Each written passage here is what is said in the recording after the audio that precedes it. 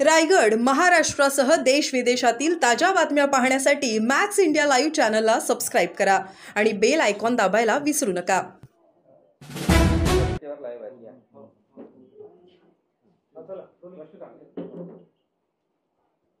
Okay role.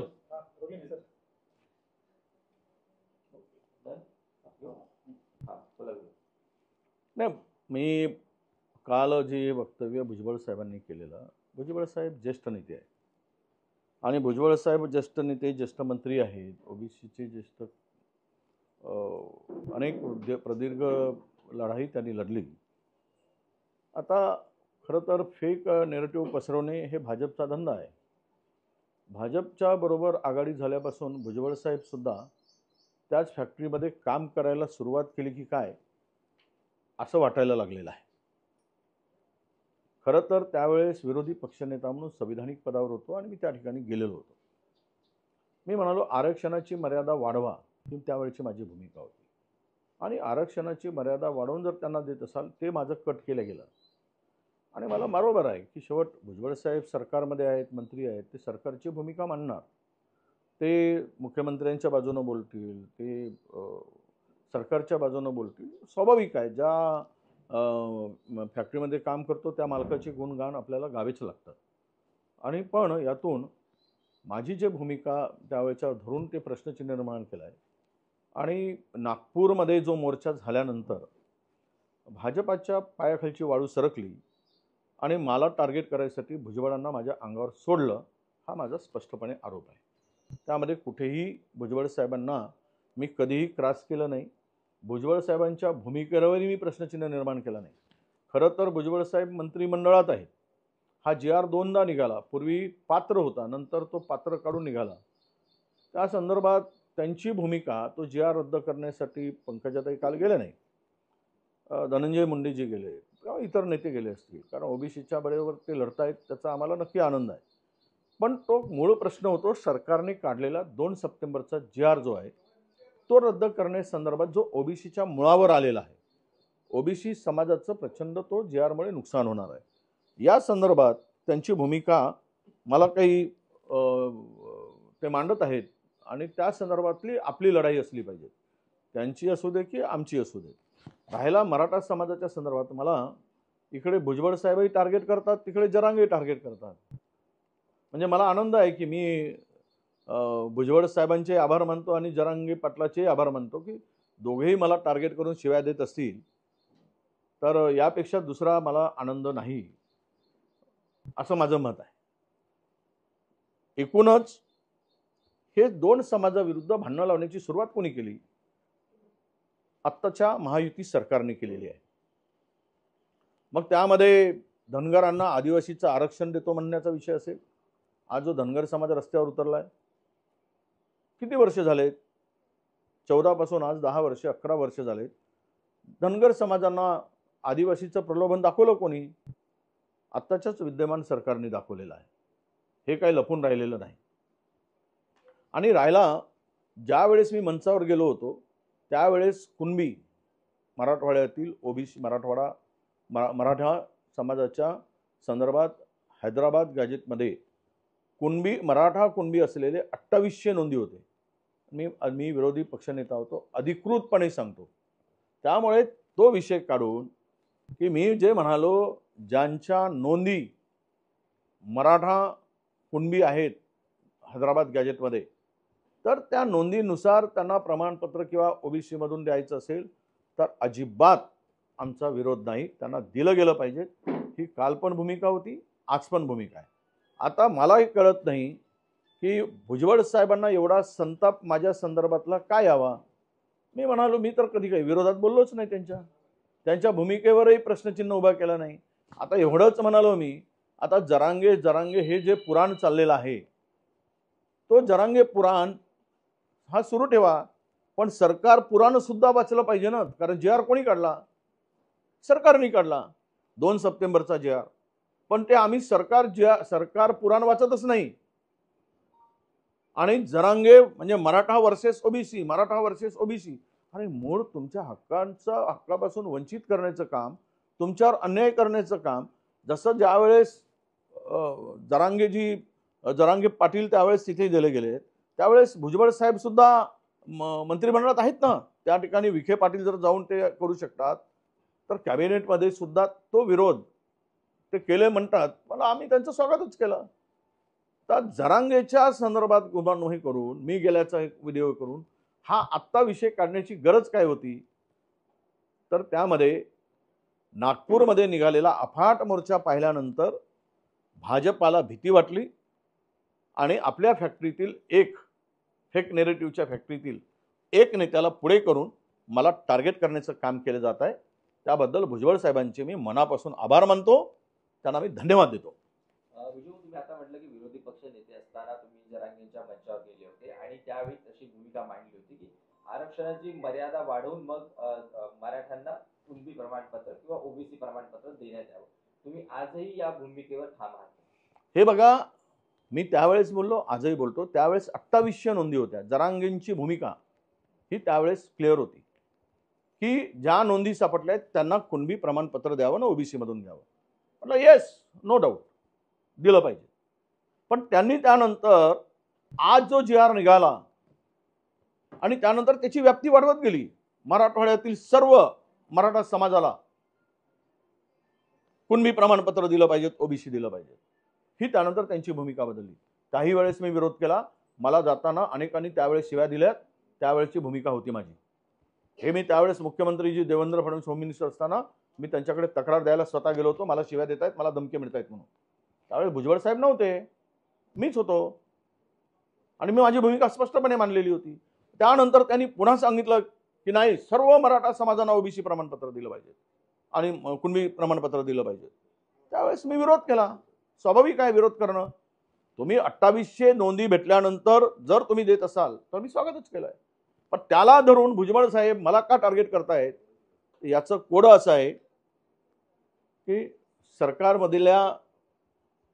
सरकारमध्ये ते मंत्री आहेत. सरकारचं संरक्षण करून विरोधकांना टार्गेट करणं ही त्यांची भूमिका यातून मला दिसते आहे. हे पुन्हा मी सांगतोय.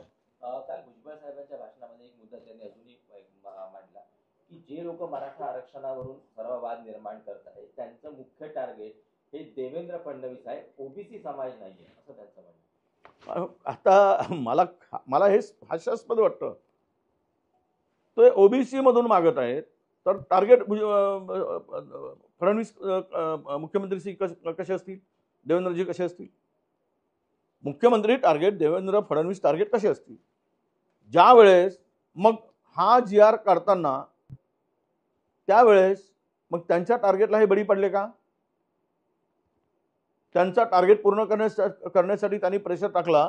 त्या टार्गेटमधून सुटण्यासाठी मुख्यमंत्री बळी पडले काय? म्हणजे सरकार झुकलं काय असा त्याचा अर्थ होतो. आणि राहिला विषय की कोण कोणाला आता, म्हणजे एकीकडे ज्या सरकारने हे GR काढला आपण त्याविरुद्ध बोलत नाही आणि जरांगे तर आहेच, आमचं वाटोळच केलंय. आम्ही जरांगेच्या समोर आमची भूमिका मांडलीच. पण आम्ही आता बघा, त्यावेळेस बावनकुळे जे होते तिथे पंकजा मुंडेताई आहेत, भुजबळ साहेब आहेत, सावे आहेत, जवळपास 8-9 ओबीसी मंत्री आहेत ना. मग तुम्ही तिकडे हा GRचं काय रिॲक्शन, GR मुळे काय नुकसान होणार आहे? अरे सर्रास दाखले वाटले जात आहेत. कोणीतरी एक नागपूरचा नेता सांगतो की 28 दाखले दिलेत की 18 दाखले दिलेत. लाज वाटत नाही?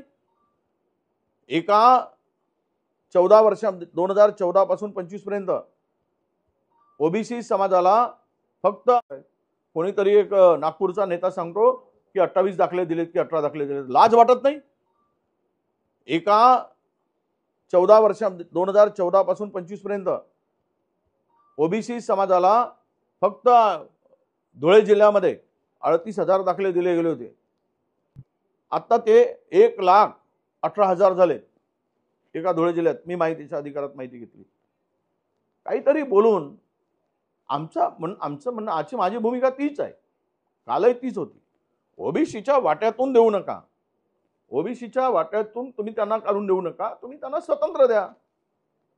आणि ज्या नोंदी आहेत कुणबी मराठा, इथे तर कुणबी मराठाच नाही आहेत, कुणबी जैन आहेत, कुणबी सोनार आहेत. त्या गॅजेटमध्ये कुणबी इतरही अनेक 12 बलुतेदारांचे नाव आहेत. जो शेती करत होता तो कुणबी होता, पण मराठा कुणबी असणारे फक्त 28 नोंदी आहेत.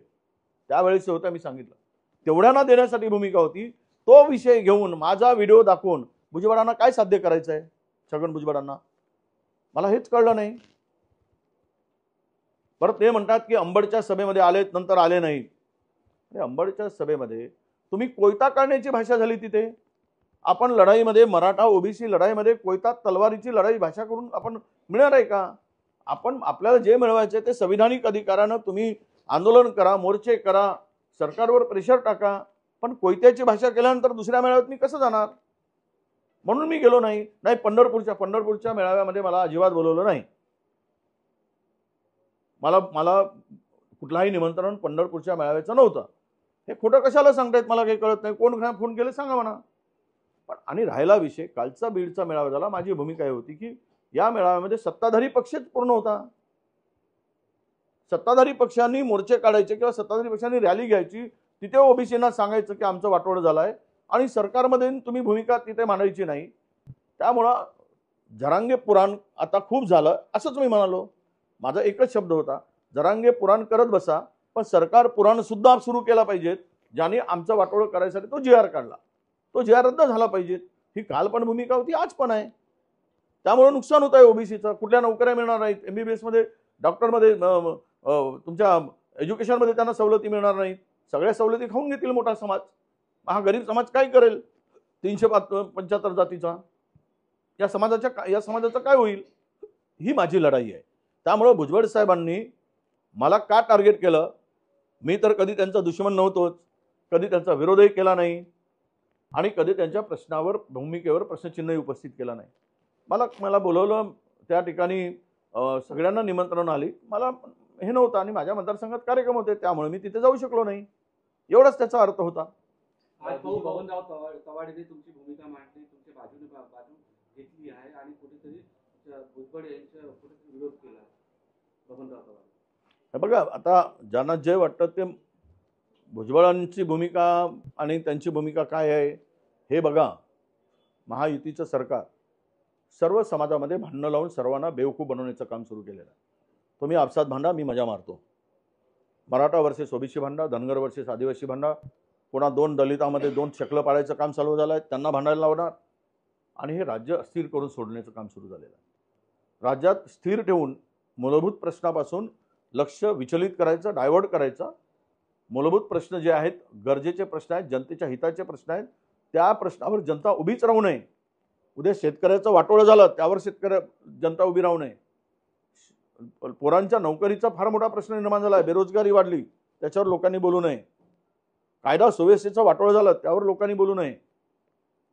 म्हणजे अनेक महाराष्ट्रातील प्रश्न आहेत. भ्रष्टाचार शिगेला पोहोचलाय, त्यावर सरकारने बोलू नये. 20% कमिशनखोरी राज्यामध्ये पहिल्यांदा सुरू झाली आहे, यावर बोलू नये. बोलावं काय? ओबीसी वर्सेस मराठा बोलावं, धनगर वर्सेस आदिवासी बोलावं. यासाठी आपसात भांडणं लावून हे सगळी तयारी, हे सगळं एक नेरेटिव्ह सेट करण्याचं काम सुरू आहे. विजू, काल पहिल्यांदा कदाचित जरांगे यांनी मुख्यमंत्र्यांची स्तुती केली आहे. त्यांचं म्हणणं आहे की मुख्यमंत्र्यांनी जे काही केलंय त्यामुळे मराठा समाजाची मनं त्यांनी जिंकली. आता मला सांगा, जरांगे म्हणतात मुख्यमंत्र्यांनी आम्हाला न्याय दिला, भुजबळ म्हणतात मुख्यमंत्र्यामुळे आमचं नुकसान झालं नाही. मग झालं काय? मग कशाला मोर्चे, कशाला आंदोलन, हा कशासाठी मग सगळा आटापिटा आणि दिखावा? हे त्यांचंच नाव घेतात, तेही त्यांचंच नाव घेतात. म्हणजे त्यांनी सगळ्यांना न्याय दिला असं म्हणून हे आंदोलन आता किंवा मोर्चे बंद करावेत सगळ्यांनी. आणि महाराष्ट्रामध्ये आम्हालाही न्याय मिळाला म्हणून आपण ढोलकी वाजवा, ते मग त्यांना न्याय मिळाला म्हणून ते ढोल वाजवतील. आम्ही ढोलकी वाजवत जाऊ, ते ढोल वाजवत जातील. झाला, आनंद आहे. यापेक्षा दुसरं काय? सगळं बंद करून टाका. कशाला एकमेकाविरुद्ध बोलताय? उद्यापासून बंद करून टाकायला पाहिजे. भुजबळांनी जरांगेंच्या विरुद्ध बोलणं बंद केलं पाहिजे, जरांगेंनी भुजबळांच्या विरुद्ध बोलणं पाहिजे आणि सगळ्यांनी सरकारचे गुणगान गात पुढे गेलं पाहिजे. म्हणजे विषय संपले आहेत असं त्याचा अर्थ आहे आणि समजून घेतलं पाहिजे की विषय संपले. विजू, आताच जर पाहिलं तर ओबीसी आंदोलन एका क्रुशियल फेज मध्ये आहे आणि अशा वेळी आपण जर पाहिलं तर राज्यातले जे प्रमुख ओबीसी नेते आहेत ते त्यांची भूमिका परस्पर विरोधी, एकमेकांच्या विरोधात त्यांचे तोंड असल्याचं दिसतं. नाही नाही, आमची काही भूमिका विरोधातली नाही. मी तर कधीच विरोधातली भूमिका मानली नाही. मी सगळ्यांच्या जे जे याच्यात येतील, कारण ही मूव्हमेंट थांबली होती ज्यावेळेस 27% आरक्षणाचा विषय पेटला होता, जातीनिहाय जनगणनेचा विषय आला, त्यावेळेस सर्वप्रथम राज्यात मंत्री असताना मी जालन्यामध्ये मोर्चा काढला. त्यावेळेस भुजबळ साहेब वगैरे शांत बसले होते. ओबीसीची कुठलीही मूव्हमेंट नव्हती. मोर्चामध्ये मी गेलो. तिथल्या स्थानिक लोकांनी तो विषय उचलून धरला. त्यानंतर लोणावळ्याला बैठक घेतली. अनेक ठिकाणी ओबीसीचे मेळावे घेतलेत आणि ओबीसींना जागृत करण्याचं काम मी केलं. त्यामुळे सरकारला वाटलं की विरोधक ओबीसीच्या बाजूनं ताकदीनं उभे होत आहेत. त्यामुळे ते मग सरकारने काही ओबीसी नेत्यांना, समाजाच्या कार्यकर्त्यांना पुढे करून तो विषय हायजॅक करायचा प्रयत्न केला. मला विषय माझा एवढाच आहे की सगळ्यांनी मिळून काम केलं पाहिजे. पण कालची भूमिका काही संबंध नसताना हे भाजपच्या इशाऱ्यावर मी स्पष्ट आरोप करतोय, भुजबळांनी मला टार्गेट केलं आहे. कारण नागपूरच्या मेळाव्यामध्ये जी गर्दी अलोट आली आणि तिथून अपेक्षा नव्हती तेवढाच ओबीसी समाज रस्त्यावर उतरून हक्कासाठी उभा झाला. त्यामुळं भारतीय जनता पक्ष घाबरलं, सरकार घाबरलं आणि भुजबळ साहेबांना पुढे करून मला टार्गेट करण्याचं काम सुरू केलं. मी टार्गेट करत असताना, मला टार्गेट करताना भुजबळ साहेबांचे मी आभार मानतो, धन्यवाद देतो की तुम्ही मला जर टार्गेट करून ओबीसी समाजाला न्याय मिळत असेल, तो 2 सप्टेंबरचा GR मिळत असेल तर भुजबळ साहेबांच्या पाया पडायला मी जातो. तो GR रद्द करा. तुम्ही आमचे नेते आहात आणि तुम्ही ओबीसीचे आश्रयदाते आहात. पण तो GR रद्द झाला तर त्यांच्या पाया पडून त्यांचा आशीर्वाद घेईल आणि भुजबळ साहेबांना सांगेन की आयुष्यात तुमच्या नेतृत्वामध्ये ही लढाई तुम्ही जोपर्यंत लढाल त्या लढाईमध्ये मी सामील होईल. पण या धुळीचा थँक्यू. नुकसान होणार नाही का? झालं ना मी काळात तो वावरता आहे असं संजय राऊत म्हणाले. काय काँग्रेस हा स्वतंत्र काळातला पक्ष आहे आणि त्याच काळात तो वावरत आहे असं संजय राऊत म्हणाले. मी ऐकलं नाही. दुसरं असं म्हटलं की स्थानिक स्वराज्य संस्था मवियाच्या प्रश्नात येत नाही. राज ठाकरे आणि उद्धव ठाकरे आहेत. मविया फक्त विधानसभेसाठी होती. कोण म्हणले? संजय राऊत. नाही, त्यांची भूमिका काय आहे ते मला माहीत नाही. पण स्वातंत्र्यापासून काँग्रेस पक्ष काम करतोय. काँग्रेस पक्षाची विचारधारा आहे. काँग्रेस पक्ष हा संविधानावर विश्वास ठेवून काम करणारा पक्ष आहे. काँग्रेस पक्ष कधी मनभेद हा मानणारा नाही. जातीय भेद, धर्मनिरपेक्षता हा काँग्रेस पक्षाचा पाया आहे. सर्व धर्मांचा समान अधिकार आणि सर्व धर्मांना समान वागणूक देणं, न्याय देणं आणि आदर करणं हे आमच्या पक्षाची मूळ भूमिका राहिलेली आहे. कोणालाही दुखवायचं नाही. जातीयवादी विषारीपणा दरी निर्माण होईल धर्मामध्ये, जातीमध्ये, अशा प्रकारची कुठलीही भूमिका आमची नाही. त्यामुळे आमच्या पक्षाचा पाया जो आहे तो पायाच तो मुळात आहे. दिवस चांगले येतील, दिवस वाईट येतील. पक्ष 2 निवडणुका हरेल, त्यामुळे काही पक्ष काँग्रेस संपणारा नाही आहे. काँग्रेस हा जनमानसामध्ये आहे, गावागावात आहे. वाईट काळ येतील. भाजपा 2चे जर तिकडे 300वर जाऊ शकतं तर काँग्रेसचे 2 निवडणुका हरले म्हणून एवढं वाईट काँग्रेसला विचाराने परावृत्त होणं विचारापासून हे योग्य वाटत नाही. लढाई लंबी आहे, ठीक आहे. स्वातंत्र्यामध्ये इतके वर्ष लढून अनेक हजारो लोकांना शहीद व्हावं लागलं आणि खोटा नेरेटिव्ह पसरवणं भाजपचा धंदाच आहे. सुभाषचंद्र बोसच्या संदर्भात पसरवलं, आमचे सरदार वल्लभभाई पटेलच्या संदर्भात त्यांनी फेक नेरेटिव्ह विरोध दाखवण्याचा प्रयत्न केला. हे सगळं लोकांच्या पुढे आहे, इतिहास लोकांच्या पुढे आहे. पण विचारधारेशी सहमत होणं आणि माणसामध्ये दरी निर्माण होईल, धर्मामध्ये दरी निर्माण होईल, अशा प्रकारचं कुठलंही काम काँग्रेस करत नाही. त्या विचाराला धरूनच काँग्रेस पुढे जाते आहे. पण विजय या स्टेटमेंटचा एक अर्थ असा निघतो की इंडिया आघाडी जी होती किंवा महाविकास आघाडी ही फक्त विधानसभा आणि लोकसभेपुरती होती. महाविकास म्हणजे स्थानिक स्वराज्य संस्थेच्या निवडणुकीमध्ये लागू होणार आहे. कुठेतरी शिवसेना आता यातून बाहेर पडण्याची. हे बघा, असं आहे की इंडिया आघाडी आजही आहे, उद्याही राहील. ती खरं आहे की लोकसभा आणि विधानसभेला होती. ती वरच्या पातळीवर झालेला हा निर्णय होता. दिल्लीच्या पातळीवर हायकमांडकडे. स्टेटच्या लेवलवर स्थानिक स्वराज्य संस्थांच्या संदर्भात निर्णय घेण्याचा अधिकार आहे. परंतु आयडिओलॉजीशी कुठलेही कॉम्प्रोमाइज करून तो निर्णय व्हावा अशा प्रकारची भूमिका आपली नाही. राहिला विषय नवीन अलायन्स पार्टनर यायचा, त्याही संदर्भात चर्चा होईल. आत्ता काही कुठलेही आपण हा विषय संपवलेला नाही. आणि दुसरी गोष्ट अशी आहे की आम्ही स्थानिक स्वराज्य संस्थांचा संदर्भातला निर्णय हा स्थानिक युनिटवर सोडलेला आहे, जिल्हा पातळीवर सोडलेला आहे. त्यामुळे जिल्हा पातळीवरच्या नेत्यांनी एकत्र बसावं, अलायन्स करायचं असेल तर, नाहीतर स्वतंत्र लढावं. जे सत्तेमध्ये राहून रोज खुर्चीला खुर्ची लावून बसतायत ते एकत्र येत नाहीत आणि आमचा का विचार केला जातो? ज्यांचा रोज एकमेकाशी संवाद आहे, एकमेकाच्या खुर्चीला खुर्ची टेकून बसतायत, सत्तेमध्ये एक मिळून खातायत सत्तेचा वाटा, त्यांच्यामध्ये एकमत नाही, ते वेगळे लढाईची भूमिका घेतली आहे त्यांनी. भाजप असेल किंवा त्यांचे 2 अलायन्स पार्टनर असतील, मग आमच्याकडेच का बोट दाखवत आहे आम्ही लढू की नाही लढू? हा विषय आमच्यापुरती नाही, आम्ही स्थानिक पातळीवर निर्णय घ्यायचा अधिकार दिलेला आहे. Yes, thank you.